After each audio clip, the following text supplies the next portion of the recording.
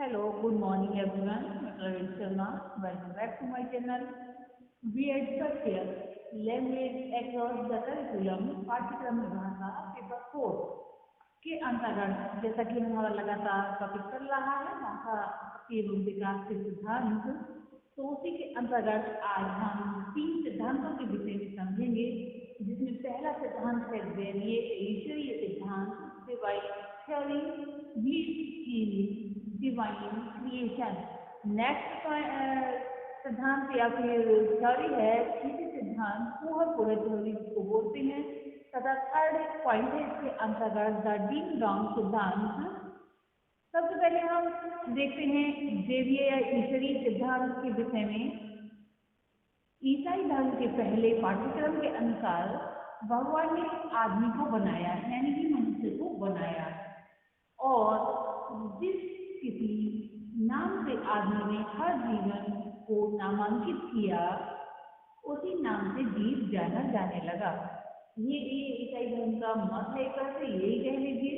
लेकिन हिंदू धर्म के अनुसार सरस्वती जी, जो कि ब्रह्मा जी की पत्नी मानी जाती हैं और ज्ञान की देवी हैं, उन्हीं की कृति है भाषा। फिर प्रारंभ हुआ अलग अलग परिश्रम की। अगर मनुष्य को प्रारंभ में जीव जंतुओं के बीच रहने को छोड़ दिया जाए, बिना किसी मानवीय भाषा सुने, तो वो ईश्वर द्वारा देव भाषा बोलने लगेगा। इंग्लैंड शोधकर्ता हेरोडोटस ने इसे एक कहानी के रूप में बताने की चेष्टा की। उन्होंने 2 नवजात शिशुओं को करीब 2500 वर्ष पूर्व एक गूंगे व्यक्ति, जो कि बोल नहीं सकता, चरावाही और बकरियों के साथ करीब 2 साल तक रहने दिया। जब उनसे पूछा गया तो उन्होंने हिंदी भाषा नहीं बल्कि पुरातत्व भाषा में बेकॉज कहा, जिसका मतलब था रोटी, यानी कि ब्रेड, यानी कि यूनानी भाषा का ये पुरातत्व भाषा ही है, जो कि आपकी तुर्की भाषा से, यानी कि तुर्की भाषा जो है उससे मेल खाता है या फिर मैच करता है। नेक्स्ट सिद्धांत है थीसिस सिद्धांत, इसको पूर्व थ्योरी भी बोलते हैं। इसकी परिकल्पना के लिए या फिर आधार मानव घातक की अनैच्छिक, यानी कि जो इच्छा से नहीं होती है, प्रकृति के लिए भी सच है। भावनात्मक प्रक्रिया के माध्यम से भाषा और भाषण मानव बातचीत और आदि भावनात्मक प्रतिक्रियाओं के साथ मिलकर विकसित किया गया है, जैसे कि वाह वाह वाह या फिर हा हा हा आमतौर पर चिन्हित हो रही हैं, या इस रूप को प्रयोग करने के लिए होता है। दर्द और खुशी या खुशी क्रमशः हैं तो अन्य भावनाओं और बातचीत के सहयोग से लगता है कि एक और अद्वितीय और मामला विशेष श्रृंखला में विकसित हुआ होगा। स्वाभाविक रूप से विकसित किया गया है, यानी कि इसको स्वाभाविक रूप से ही बनाया गया है, ऐसा नहीं है इसको बनावटी रूप से, यानी कि कृत्रिम रूप से बनाया गया हो। कि भाषा का प्रस्ताव है जो कि बैडल जैसर्सन की जो पूर्व है सिद्धांत है, इस मार्ग से शायद दर्दनाक अर्थ के लिए ये आया था। लोगों को भावनात्मक परिस्थिति में डर लगता है, क्योंकि जब व्यक्ति को डर लगता है तब भावनाएं उत्पन्न होती हैं, और जब भावनाएं उत्पन्न होती हैं तो डर और ज़्यादा बढ़ जाता है। लेकिन आउट और ऐसे ही आह के रूप में अन्य इंटरसेक्शन ओ है या फिर ओ या फिर वाह, ये सभी ने पहले से ही पढ़ रखे होंगे वर्ड, या फिर ठीक हम बाहर सांस लेने के रूप में आमतौर पर साधारण बातों से विपरीत हैं, यानी कि इस तरह से गहरी सांस ली जाती है, बोला ओ इस तरह के जब वर्ड बोलते हैं तो साधारण रूप में ही सांस वहन करती है, जो सांस के अचानक सेवन के साथ उत्पादन कर रहे हैं, फिर एक गहरी सांस लेते हैं। हम सामान्य रूप से बोली जाने वाली भाषा का उत्पादन में, यानी कि जो भी बोली जा रही है, प्रयोग की जा रही है, प्रयोग नहीं कर रहे हैं, और इसके परिणाम स्वरूप भाषा के लिए लगता है कि दूर भावना वही उम्मीदवारों का भी प्रतीक होता है।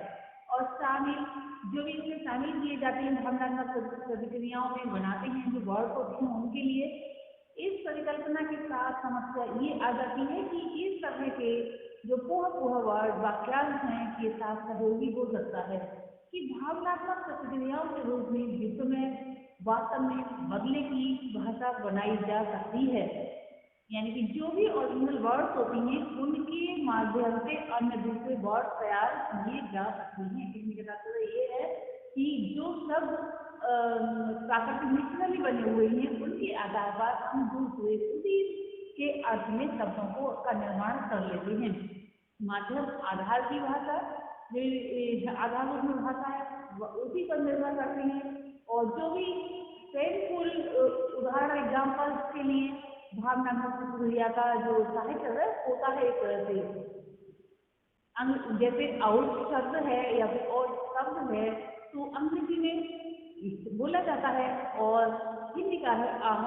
इस तरह से रूसी और थेरेपी जो भी वर्जों में ई आदि वर्ड प्रयोग किए जाते हैं सभी लोगों को एक दूसरे से स्वतंत्र कर दिया गया है कि सामान्य तरह से भावनात्मक प्रतिक्रिया नहीं थी तो शायद इस तर्क की कुछ वैधता नहीं होगी।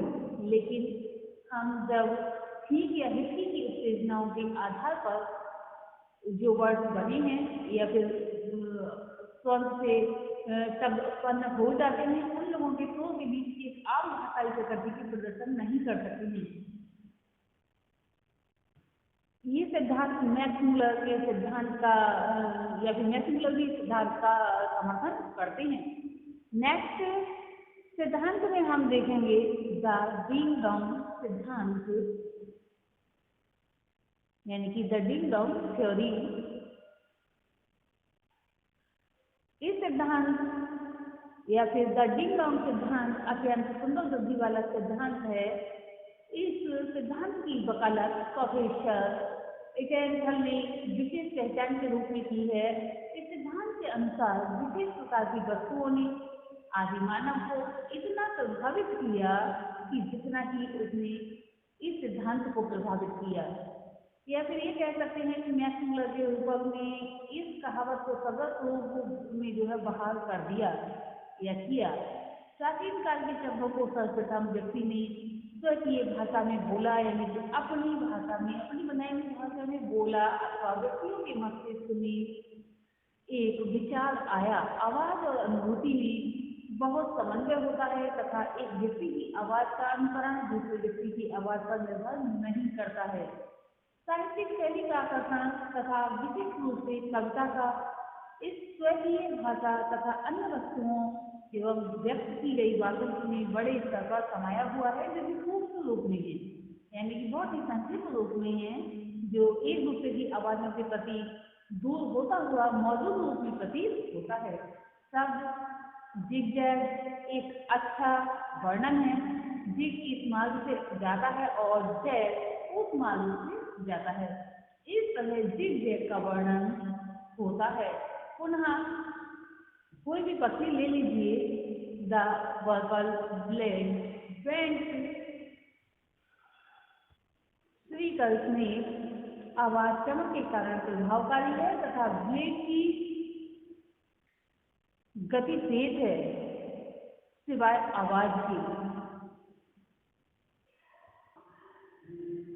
जो शब्द शास्त्रीय बहुराई स्वाभाविक रूप या फिर स्वाभाविक स्पष्टता को दोहरा चुकी हैं अर्थात बिग बिग मैन एक वाइड सी फार फार अवे ब्राजील के बोटोटोडो के पाठ्यक्रम में समाहित हैं।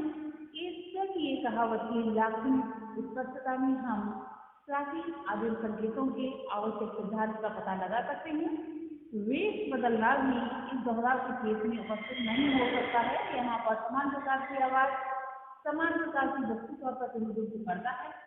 एग्जाम्पल के लिए अत्यधिक रहस्यात्मक प्रतीत होती है लेकिन बड़ा विस्तार ये जो है वहाँ से एक तरह से गायब कहना चाहिए। गायब का ही है कि व्यक्त भाषा केवल व्यक्त आवाज में समाया हुआ ही नहीं है बल्कि साथ ही साथ उच्चारण की गति देने के लिए भी होता है। वास्तव में हमारी जो टंग है यानी जीभ है, जिगजैग शब्द को कभी यानी जिगजैग पर जाती है। घड़ी की आवाज केवल टिक टक या टिक टॉक का अनुकरण ही नहीं करती, बल्कि पेंडुलम की लयबद्ध गति जीभ की सतत गति द्वारा अनुकरण होता है।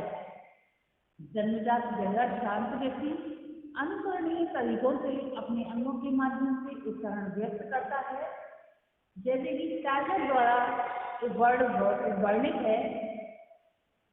एक 19 वर्षीय बहरा बालक जिसने बहुत सारे लिखने योग्य शब्द का आविष्कार किया था, उसमें से कुछ इसी योजना पर आधारित हैं, सिवाय कम से कम 2 शब्दों के, जैसे मां खाने के लिए और इसके पीने के लिए। ये सब टाइलर के कथन थे। खाने और पीने में मुंह की गति के अनुकरण से इसी तरीके से न का अर्थ निग्रो अंग्रेजी सुरीनाम की भाषा में खाना होता है। इस प्रकार द डिंग डोंग थ्योरी अनुकरणीय संकेत के माध्यम या फिर संकेत के सामान्य सिद्धांत में प्राप्त की गए ज्ञान कम करने की स्थिति अत्यधिक स्पष्ट करती है। इसका ये भाग जो कम करने योग्य नहीं है, भाषा की उत्पत्ति को व्याख्या यानी कि जो भाषा की उत्पत्ति की व्याख्या का महत्व है। आवाज और चेतना में उत्कृष्ट तथा दुख के मध्य कोई समानता नहीं है कि एक शब्द को सही महसूस करने में धुंधलापन नहीं होना चाहिए जब इसके बारे में पहले से ही जानकारी है। ये आवश्यक है कि पहचान किसी वस्तु के पात्र के साथ अंकित होनी चाहिए।